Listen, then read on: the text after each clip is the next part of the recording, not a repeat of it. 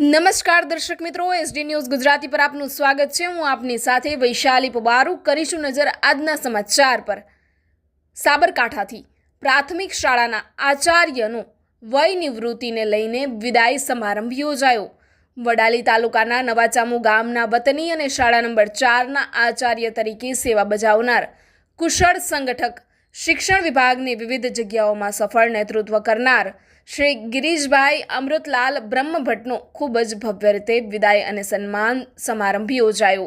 આ સમારંભમાં ગુજરાત રાજ્ય પાઠ્યપુસ્તક મંડળના નાયબ નિયામક હર્ષદભાઈ ચૌધરી અને સાબરકાંઠા જિલ્લા લોકસભા સાંસદ શોભનાબેન બારૈયા, ઈડર વડાલી વિધાનસભાના ધારાસભ્ય રમણલાલ વોરા, જિલ્લા શિક્ષણ અધિકારી શ્રીમિતાબેન ગઢવી, પ્રાથમિક શિક્ષણ અધિકારી શ્રી કયુરભાઈ ઉપાધ્યાય વગેરેની ઉપસ્થિતિમાં દીપ પ્રાગટ્ય કરી કાર્યક્રમની શરૂઆત કરી હતી। આ સમારંભમાં વડાલી તાલુકાના તમામ શિક્ષક મિત્રો, વડાલી તાલુકામાંથી વિવિધ ક્ષેત્રના મહાનુભાવો, વડાલી નગરપાલિકા વગેરે દ્વારા મોટી સંખ્યામાં તેમનું સન્માન કરવામાં આવ્યું હતું।